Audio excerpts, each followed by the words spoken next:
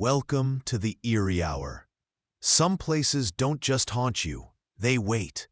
Tucked away in the folds of the world, beneath layers of dust and forgotten time, there exist corners where the veil is thin. Places where the silence doesn't just lack sound, it holds its breath, listening back. Tonight we peel back the corner of one such place, stepping into the quiet descent where the ordinary gives way to something ancient and hungry. You listen from the edge of the darkness, the air growing colder with each word. If you enjoy descending into the strange and the forgotten, don't forget to like and subscribe, and share your theories below. Now, let's begin. But remember, once the story starts, something always follows. You find it in the basement. Not the main, well-trod path to the furnace or the laundry, but a low-ceilinged alcove, sealed off long ago by a rough-hewn timber wall.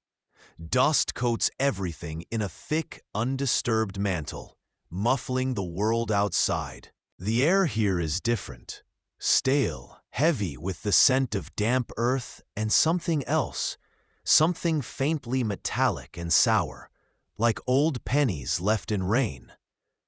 There are no windows, just the single weak beam from your flashlight cutting through the gloom. Your foot scuffs against loose concrete rubble, disturbing small, unseen things that scurry away. And then you see it. Not prominent, not demanding attention, but simply there. A drain set flush into the uneven concrete floor, close to the far wall. It is round, maybe a foot across, covered by a grate of thick, rusted metal bars, spaced widely enough to see into the pipe below. It doesn't look like it was ever meant to carry water. There are no connecting pipes visible, no slope to the floor leading towards it. It is simply a hole, capped with iron, waiting. Curiosity is a gentle prod at first, a simple question in your mind. Why is this here?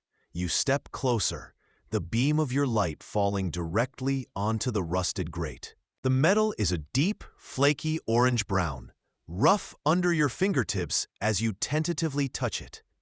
It feels cold, colder than the surrounding concrete. You lean down, peering between the bars into the darkness below.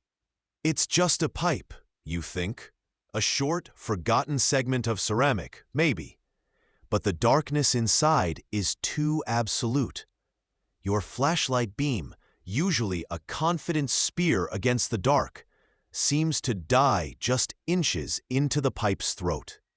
It doesn't reflect, doesn't illuminate, dust motes dancing in the air. It simply vanishes.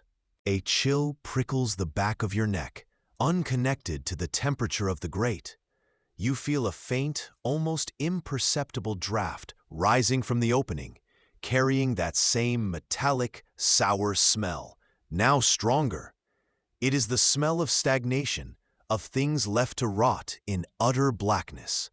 You pull back slightly, blinking, your eyes adjusting to the limited light.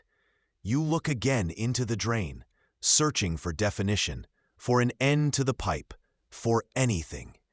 And for a flicker of a second, you see something, not in the pipe itself, but reflected on the wet surface at the very lip of the opening. A brief, indistinct shape, like a ripple that shouldn't be there, or perhaps a flash of color that catches the dying light.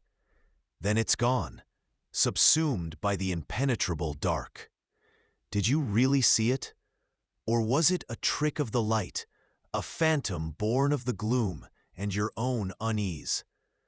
The silence of the basement seems to press in closer, listening with you.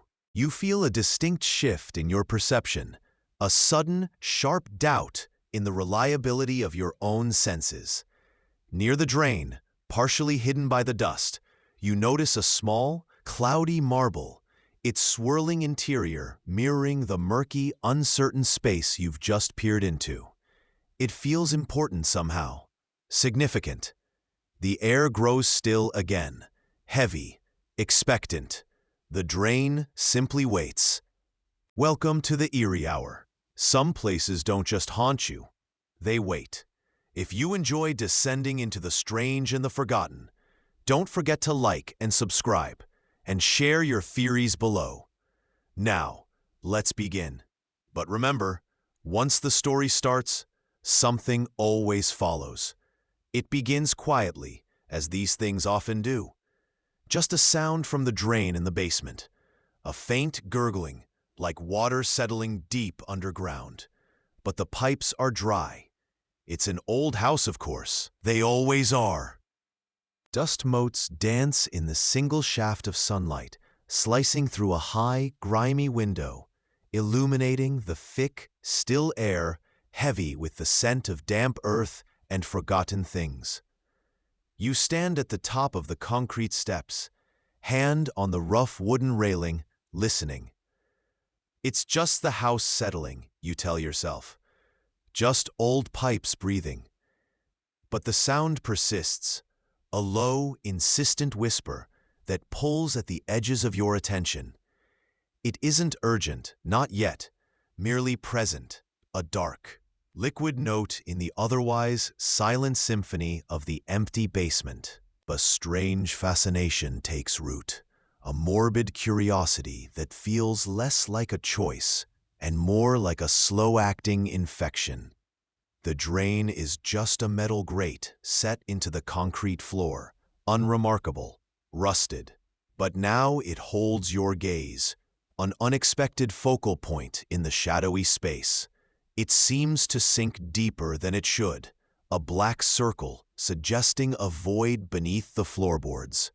You take a step down, then another, drawn by that persistent, gurgling note. Your curiosity escalates, a slow tide rising into obsession. The drain calls you back, a low hum beneath the static of daily thought, pulling you down the familiar concrete steps against every instinct for self-preservation. This return is deliberate, a calculated trespass against the boundary of the unknown. You carry a flashlight this time, its beam a thin, hopeful spear against the encompassing darkness. You kneel, the concrete cold and gritty beneath your knees, and lean closer, directing the light into the rusty grate. The sound is louder now, not just gurgling, but something else, a low, wet scrape, like something shifting against stone. The air around the drain feels different, colder, carrying a faint metallic smell, like old blood or rust, only deeper, somehow wrong. The flashlight beam penetrates the initial darkness, revealing slick, algae-coated sides disappearing into blackness. And then you see it. Not clearly, not in detail, but unmistakably. Deep within the abyss, where the light struggles to reach, there is a glint. A brief flash of something reflective, followed by a shape that seems to momentarily coalesce from the shadows before dissolving.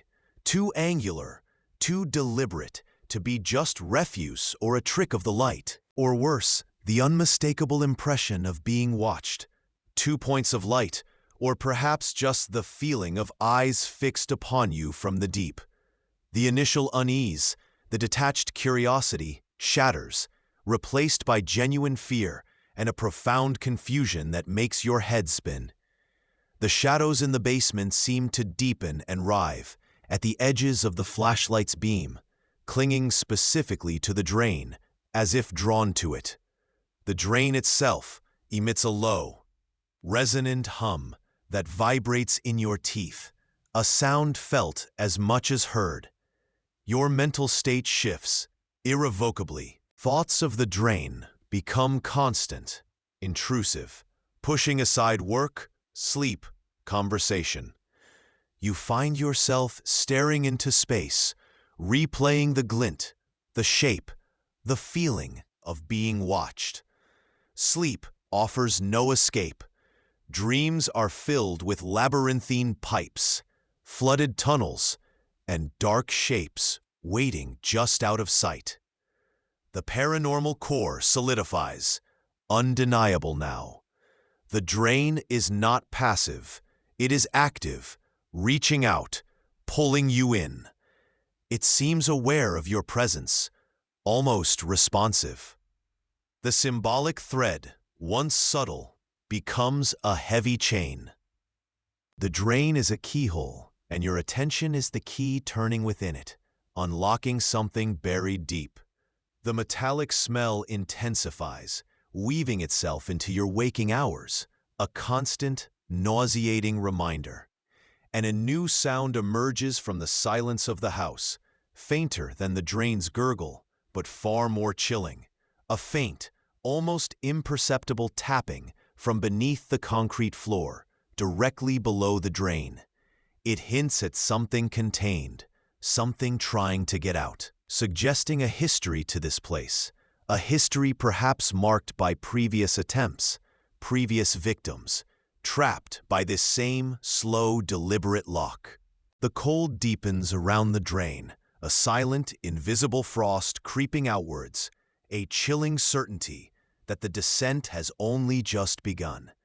The tapping below the drain grows bolder, more insistent, a rhythmic click, click, click that seems to echo the frantic beat of your own heart. Sleep offers no respite. The dreams become more vivid, filled with twisting tunnels and the sensation of drowning. The glinting eyes from the drain, always just ahead in the dark water. A house itself seems to hold its breath, the air thick and heavy, charged with an unseen energy that makes the hairs on your arms stand on end. The metallic smell is now pervasive, clinging to your clothes, your skin, a sickeningly sweet, coppery stench that makes you gag. You spend hours simply staring at the drain, the blackness within, no longer just an absence of light, but a palpable presence, watching you back. The central uncanny event today isn't just the sound, but the distinct feeling of a cold touch on your ankle as you lean over the drain, despite being several inches away. It's a fleeting, icy pressure that vanishes the instant you flinch back, leaving behind only a phantom ache and a fresh wave of terror. This is no longer just observation. It is interaction, invasive and chillingly physical. Your psychological fracture deepens into outright paranoia.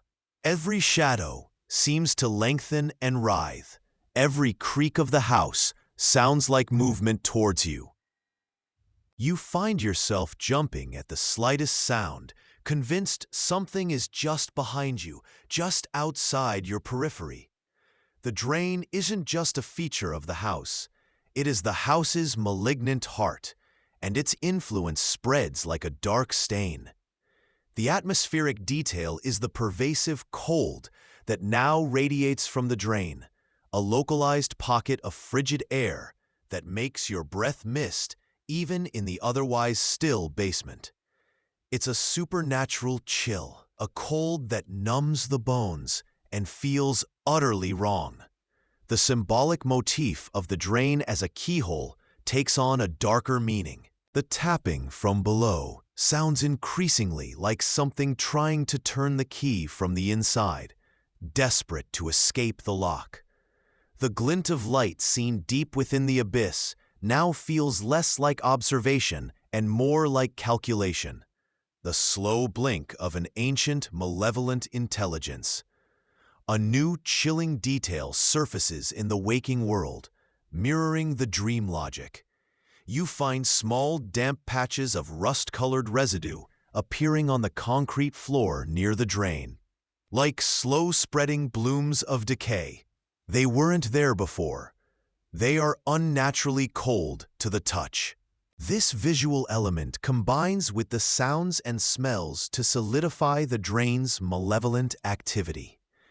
Is it leaking, or is something seeping out?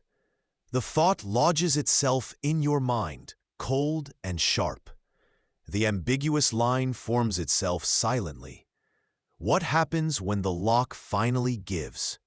The tapping continues, the cold spreads, and the eyes in the abyss feel closer than ever, patient, waiting for the key to fully turn, or for the lock to break. The psychological pressure is immense, a constant hum of dread that has settled deep within your bones. You haven't slept properly in days. The dreams of drowning and being watched have bled into waking hallucinations. You see movement at the edge of your vision, fleeting shapes that vanish when you turn your head. The metallic smell is overwhelming now, clinging to your throat, making it hard to breathe. The rhythmic tapping from beneath the drain is no longer confined to the basement. You hear it when you're upstairs, in other rooms, faint but distinct, following you. It's a sound that exists both inside your head and outside it, a terrifying ambiguity that shatters your sense of reality. The central, uncanny event today is the drain singing. Not with a voice, but with a low, resonant vibration that fills the entire house, a deep, mournful chord that seems to hum through the structure itself. It feels like the foundation is weeping, or perhaps singing in anticipation. You rush downstairs, compelled by the horrifying beauty of the sound, to find the air thick with an unbearable pressure around the drain. The cold so intense, it burns. The rusted grate is vibrating visibly, rattling against the concrete. The tapping is louder now, frantic, accompanied by the scraping sound from before, but heavier, like stone, grinding on stone. Your psychological fracture is complete. You are no longer questioning your sanity, but rather the nature of the world around you. The house is alive, and it is centered on the drain. Your obsession has twisted into a desperate need for understanding, a horrifying compulsion to see what lies beneath, what is trying to get out. The ambiguous patches of rust-colored residue have grown larger, thicker, almost viscous, crawling outwards from the drain, like spreading veins. The symbolic motif of the key and lock takes on a new, terrifying dimension. It feels less like something being unlocked and more like something trying to pry its way out, using the drain as its weakest point. The glinting eyes from the abyss are no longer just a feeling. For a fleeting moment, you see them clearly reflected in the standing water near the grate. Two pinpricks of cold, intelligent light staring up at you. You stumble back, heart pounding against your ribs. The air, thick with the drain's melancholic song. The ambiguous line whispers itself. Is it singing because it is lonely or because it is hungry? The singing stops as abruptly as it began, leaving a profound, echoing silence in its wake, broken only by the continued frantic tapping and scraping from below. The air around the drain remains thick and cold, the metallic smell overwhelming. The rust-colored patches on the concrete have spread further, darker, almost black in places. You stand frozen at the top of the basement stairs, paralyzed by fear and a strange sense of anticipation. The psychological intensity has reached a peak, leaving you raw and exposed. The house feels quiet again, but it's a watchful quiet, the silence of a predator settling back on its haunches after a failed pounce. The central uncanny event occurs when you finally force yourself back down the stairs. The tapping has stopped. The scraping has stopped. The drain is silent. But the rusted grate is slightly ajar, shifted outwards from the concrete lip that holds it in place, as if something had pushed against it from below with immense force. There is a fresh gouge mark on the concrete next to the grate, a raw, pale line against the dark floor. Something was right there. Something was trying to break the lock. Your psychological fracture has left you emotionally numb, operating on pure, primal fear. The initial obsession has curdled into a desperate need for distance, a need to escape the pull of the abyss. The intense atmospheric pressure has lifted, replaced by a lingering, heavy quiet that feels more ominous than the sounds. The symbolic motif of the key and lock has manifested physically. The lock has been tampered with, the keyhole distorted by force. The rust-colored residue glows faintly in the dim light, the final terrifying signature of whatever lies below. You stare at the shifted grate, the raw gouge mark, and know with a chilling certainty that this is not over. The drain isn't just a point of access, it's a scar on the world, a place where something else bleeds through. The glinting eyes are gone from the water's surface, but the feeling of being watched persists, a cold weight on the back of your neck. The ambiguity is no longer about what is happening, but what will happen. The air thrums with a low residual vibration, a promise of return. The final ambiguous line settles over the silence. Is it waiting for you to fix the lock, or for you to open it yourself? The house settles around you once more, the unnatural quiet a heavy shroud. The metallic scent lingers, faint but persistent, a ghost on the air. You haven't been back down to the basement since finding the grate shifted. You don't need to. The tapping has ceased, the singing is gone, but the silence they left behind is louder than any noise. The drain is no longer just in the basement. It is everywhere. It is the black circle that appears behind your eyes when you close them, the cold spot in the corner of every room, the subtle, almost imperceptible shift in the shadows that suggests a presence just out of sight. The intense fear has receded into a dull, constant ache, a psychological residue that stains every thought. The obsession has morphed into a quiet dread, a certainty that the connection forged in the basement cannot be broken. The unanswered questions are a heavy burden. What was seen? What was heard? What is it down there? What was it trying to do? The drain, the keyhole, the lock, they remain, a silent promise of return. The grate is still shifted, you know, even without looking. A tiny victory for something that wants to be free. The rust-colored patches on the floor are a fading nightmare, but you see them in the patterns on the floorboards upstairs, in the cracks in the plaster. The symbolic motif persists, not just in the physical world, but in your altered perception. Every dark opening, every closed door, every narrow space feels like a potential drain, a potential entry point. The memory of the glinting eyes is sharp, burned into your mind. A cold calculation that chills you more than any physical contact. There is a new atmospheric detail that replaces the cold and smell. A pervasive stillness in the air, a lack of any natural draft, as if the house is holding its breath, listening. And you listen too. You listen for the faintest sound from below, the softest scraping, the lowest hum.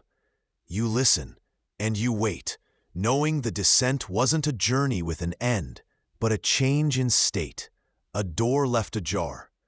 The house is quiet now, but the stillness is fragile, like thin ice over deep water. And if you hear it again tonight, don't answer. Not yet. The influence bleeds. It is no longer confined to the wet darkness of the drain. the immediate, tangible source of the wrongness. It seeps outward, a stain spreading through the fabric of your days. You begin to notice how the world outside the drain's reach feels subtly off. The glass of a window pane catches your reflection, but the image seems to shift fractionally slower than your movement. A haunting delay that makes your skin prickle with a cold dread. A familiar song plays on the radio, but the notes bend, dissonant and sharp, grating like nails on bone, until you have to turn it off, leaving only a ringing silence that feels too loud. Objects you know intimately, a teacup, a book, the grain of wood on a tabletop, suddenly feel alien, their textures wrong, their presence unsettlingly significant, as if they are watching back. The feeling of being observed intensifies, no longer localized to the floor grate. Eyes are everywhere, in the dense shadow beneath the stairs, in the dark corners of the ceiling, where cobwebs hang like neglected thoughts, behind the impassive faces of strangers on the street. You start flinching at sudden movements, at the mundane sound of a floorboard creaking upstairs when you know you are alone. The constant, unseen gaze begins to erode your mind. You find yourself questioning everything. Did you turn off the light? Did you lock the door? Did that conversation really happen? Or was it just a twisted whisper in the echoing quiet? Doubt flowers, thorny and suffocating. You start to suspect the people around you, friends, family, neighbors, wondering if they know, if they are part of it, if their eyes hold a terrible understanding you cannot grasp. Paranoia becomes a second skin, tight and stifling. Then, the break. It comes without warning. One moment, you are standing by the kitchen sink, the cold ceramic under your hands. The next, you are sitting in a different room, hours gone, the memory a blank, torn page. Your head aches, a dull, persistent throb. You find a crumpled piece of paper on the floor near the drain. A crude, complex diagram scratched onto it in shaky lines you don't recognize. Yet they fill you with a profound, ancient fear, a sense of something terrible reaching back through time. The symbols within the diagram feel familiar in a way that twists your gut, echoing patterns you thought you imagined in the static on a dead screen, or the strange whirls in your own fingerprints when you stare too long. The reflections in every mirror now seem to hold an unnerving depth, showing not just your distorted image, but fleeting, impossible shapes moving in the background, hinting at a pervasive presence woven into the very fabric of reality. The world is warping around you, subtly, terrifyingly. Like a badly developing photograph where the subject is clear, but the background is melting into nightmare. You look into the mirror, and for a second, your reflection smiles a smile that isn't yours, cold and wide. Is this what happens when you look too long? When the unseen looks back? The quiet attempts to cordon off the dread, to reason away the chill that clung to the air like damp, forgotten cloth, are finished now. You are deep inside the echo chamber. There is no outside. The drain doesn't merely wait, it presses inward. The look is no longer a visual phenomenon you can blink away.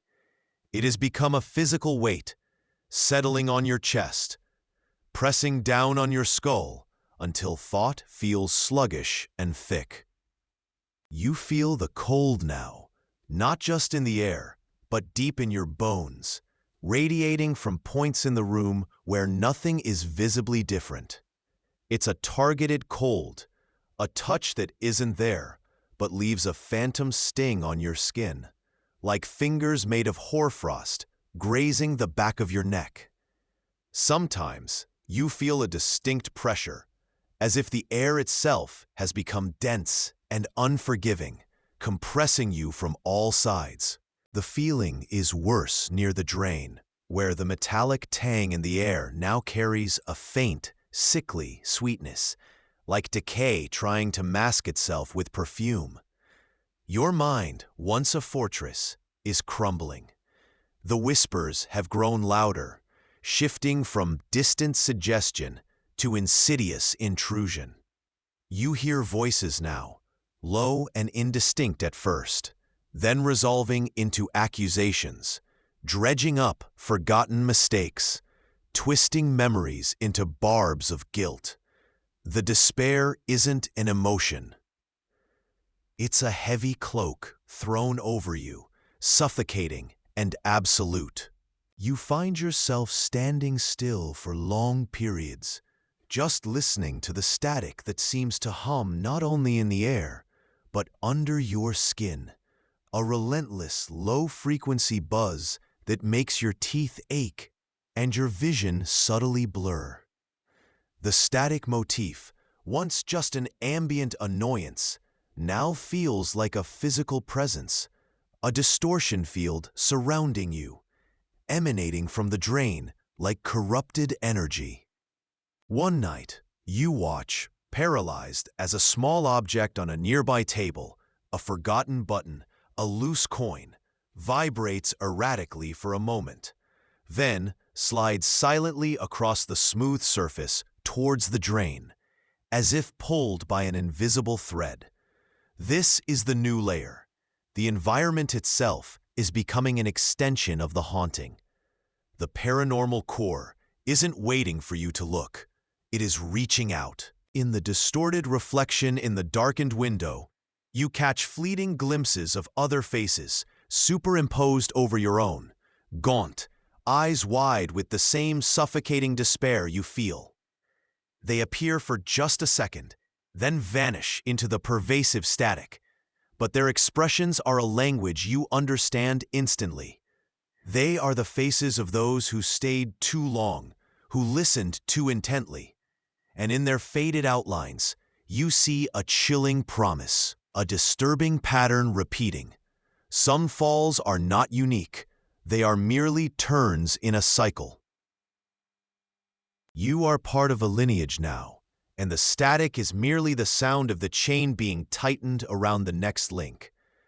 There is a peculiar weight to the silence that follows these events, as if the air is holding its breath, waiting for you to acknowledge the truth.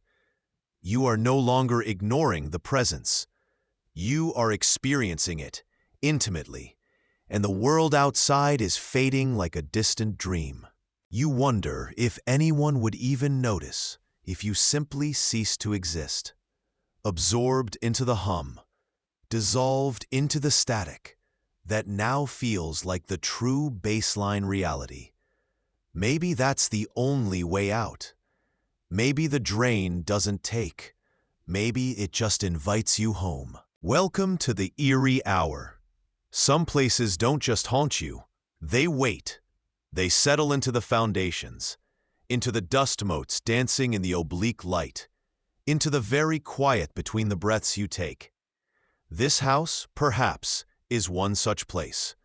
Its stillness is a heavy cloak, muffling the outside world, leaving only the sound of the old pipes groaning somewhere deep within its walls, and the slow, steady drip, drip, drip from the drain in the basement floor. It calls to you, doesn't it? A soft, persistent invitation into the dark. If you enjoy descending into the strange and the forgotten, don't forget to like and subscribe, and share your theories below. Now, let's begin. But remember, once the story starts, something always follows. The damp air clings, tasting of concrete and old earth. Dust motes swirl in the solitary beam from the overhead bulb, a golden column descending into the basement gloom. It catches the sheen on the metal grate of the floor drain, a dark circle set into the gray floor near the far wall. A low sound emanates from it, a wet, gurgling sigh that seems to swallow the surrounding silence. You step closer, drawn by the unsettling rhythm. It's not just water, it's something else, something deeper, a sound that suggests not emptiness, but a slow, unseen movement far below. A chill that has nothing to do with the basement temperature prickles your skin. It feels less like listening to the drain, and more like the drain is listening through you. Your reflection shimmers faintly in the small puddle collected around the grate, distorted by the uneven surface, a wavering face gazing back from the edge of the dark circle. You lean closer, mesmerized by the sound, the faint smell of something sour and metallic rising from the depths. It's just an old drain, you tell yourself, just the house settling, but the conviction feels thin, like a fragile pane of glass between you and whatever waits beneath. The sound deepens, a wet, hungry exhalation. The gurgling deepens, no longer a simple drain sound, but a slow, resonant breath being taken in the dark earth beneath the house. It's wet and thick, suggesting a vast, unseen capacity. You kneel by the grate, the damp air chilling your knees through your trousers. The metal is cold beneath your fingertips, faintly vibrating with that unseen intake of air.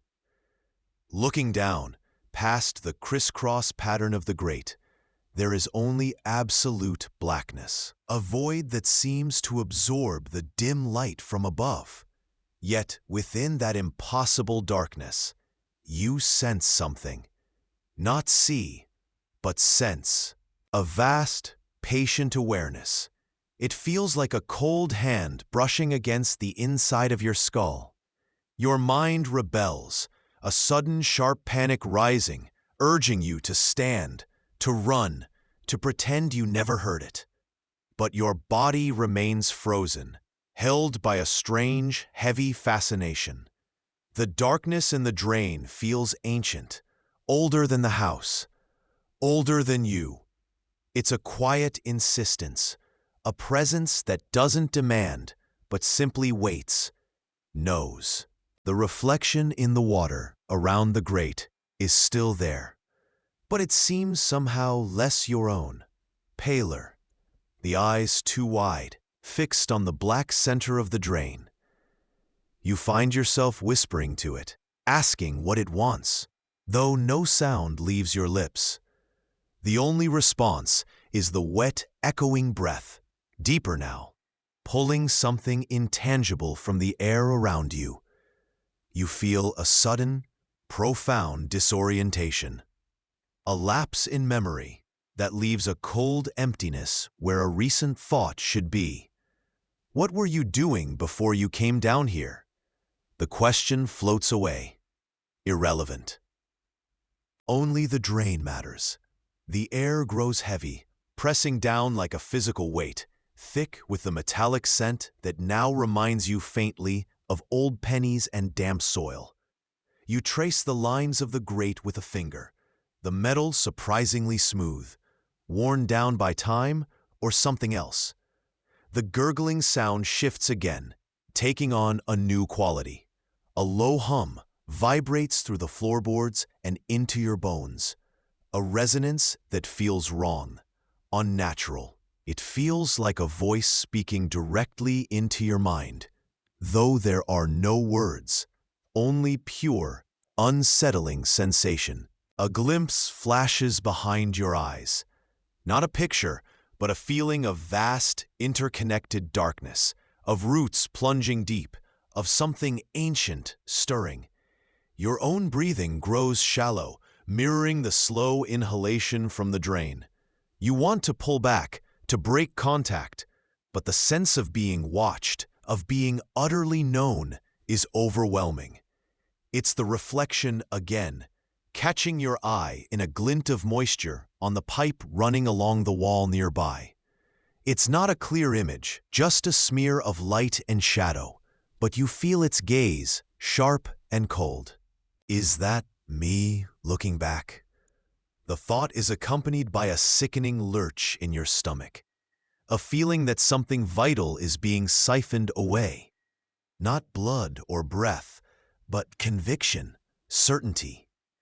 You struggle to remember simple things, your name, where you are, how you got here. But the thoughts are slippery, like trying to catch smoke. The drain's hum intensifies, a low thrum that vibrates through your teeth. You feel a strange urge, a compulsion you don't understand, a desire to feed it, though you don't know what it hungers for. The hum follows you now, a low thrumming that persists even when you are miles away from the basement, a resonant frequency vibrating at the edge of your hearing. It's in the static on the radio, in the drone of the refrigerator, in the silence after the phone call ends. The house feels different too. The shadows deepen in the corners, seeming to hold a patient watch. The silence isn't empty, it's full, teeming with unseen attention. You catch glimpses of the reflection everywhere now. In shop windows you pass on the street, in the polished surface of your desk, in the dark screen of your phone. But it's never quite right. The angle is wrong, the eyes are too dark, or there's a flicker of something beneath the surface that isn't you. This pervasive sense of being observed is exhausting, a constant, subtle drain on your will. You snap at trivial things, forget important appointments, lose track of entire hours. It's as if your edges are fraying, your sense of self eroding under the relentless pressure of that unseen gaze. You try to talk about it, to voice the creeping unease, but the words feel hollow, inadequate. How do you explain that a drain in your basement is dismantling your reality? You spend hours staring into reflective surfaces, trying to find yourself in the distorted images, trying to remember who you were before the hum, before the reflection in the puddle became a constant, unnerving companion. You feel a chilling certainty. This isn't just happening to you, it's happening within you. The line between you and the entity in the drain has not just blurred, it is dissolving. Parts of yourself feel alien, detached, like memories or emotions that belong to someone else. The sense of identity, once a solid anchor, is now a loose thread, pulled taut, ready to snap. The look, that pervasive cold gaze, no longer feels like it's coming from the drain or the reflections. It feels like it's originating within you, a chilling awareness peering out through your own eyes. You are becoming an extension, a conduit for its ancient consciousness. Your mental state is a churning vortex of desperation. One moment, you claw at the edges of understanding, frantically trying to resist this invasion, to find a way back to the person you were. The next, an eerie, unsettling calm washes over you, a disturbing acceptance that feels like surrender.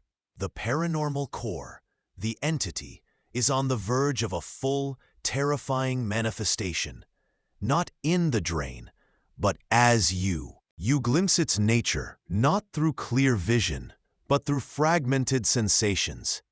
The profound depth of its hunger, the cold logic of its purpose, the endless patience of its waiting. It desires assimilation, not just of you, but of the world you inhabit, folding it into its endless, subterranean dark. These glimpses are disturbing, like shards of black glass embedded in your mind. The symbolic thread of the reflection is no longer just a motif. It is your fate. You look in the mirror, and the face that stares back is less and less familiar. The eyes holding a depth that is not yours, a silent promise of inevitable transformation. The horror is not coming. It is already here, residing behind your eyes, in the rhythm of your breath, a presence that feels inescapable. The silence that follows is not empty, but saturated with a quiet finality. The deep hum from the drain is gone, or perhaps it is simply subsumed into the new rhythm of your own being. The struggle has ceased, leaving only a profound, unsettling calm in its wake. You stand in the basement, or perhaps you are somewhere else entirely. The concrete floor feels distant, the reality of walls and ceilings less solid than it did before. What happened is unclear, a jumble of fragmented sensations, of identity dissolving and reforming into something cold and vast. There is a residue, a lingering echo in the hollows of your mind, a sense of being perpetually observed. But now the observer is also the observed. The questions hang in the air, unanswered, perhaps unanswerable. Was it assimilation, transformation, or simply a deeper awakening to something that was always there, waiting in the dark places? The reflection motif has vanished. There are no longer external surfaces reflecting back distorted images. There is only the internal sense of being a surface, a mirror turned inward, reflecting an endless, ancient dark. The house is quiet, the air still holding that faint, metallic scent, but the active dread has faded, replaced by this unnerving peace. You feel different, lighter in some ways, heavier in others. The world outside the basement door seems distant, less real than the presence that now resides within. You walk towards the stairs, each step measured, deliberate, no longer entirely your own. And if you hear it again tonight, don't answer. Not yet. The air here holds a different quiet, not the absence of sound, but the presence of listening. You sit, perhaps, or maybe you simply are. The physical world seems thin, permeable, no longer entirely separate from the cold, stagnant space that resides within. It wasn't a confrontation, not a struggle you could win or lose with clenched fists or shouted words. It was a dissolution, a gentle, terrifying merging that left the boundaries of you smeared and indistinct. The horror doesn't wait in the dark corner anymore. It is the corner. It is the darkness. It pulses subtly with your own compromised awareness, a shadow stitched irrevocably to your core. There are no screams left, only this quiet despair, an empty clarity that sees too much and feels too little of what is human. You understand now, not through reason, but through assimilation. The drain wasn't a place it came from. It was a key, a locus, a point of entry for something that permeates the forgotten spaces, the neglected corners of existence. And you opened the door. The physical drain, if it remains, is just a memory trace on the world's surface. The true drain is here, behind your eyes, in the hollow space where your thoughts used to flow untroubled. The whispers don't come from the pipes now. They rise from your own internal silence, a chorus of disjointed echoes that sound strangely like your lost voice, mingled with countless others. This is the psychological residue, not trauma you can heal from, but a fundamental restructuring of self. An unanswered question loops endlessly. Who ended, and what began? The symbolic motif, perhaps a constant, subtle dripping you'd always noticed but never understood, has ceased in the external world. Now you feel it. A slow internal leak, a constant seep that mirrors the relentless, quiet takeover. This is the damnable image, the feeling of cold, dark water rising not around you, but through you. It signifies not an ending, but a new state of being. A chilling victory for the nameless thing that wears your skin like a borrowed coat. You look out at the world, not with your eyes, but with its perception, seeing the potential drains, the waiting places, the next points of vulnerability. And if you hear it again tonight, don't answer. Not yet.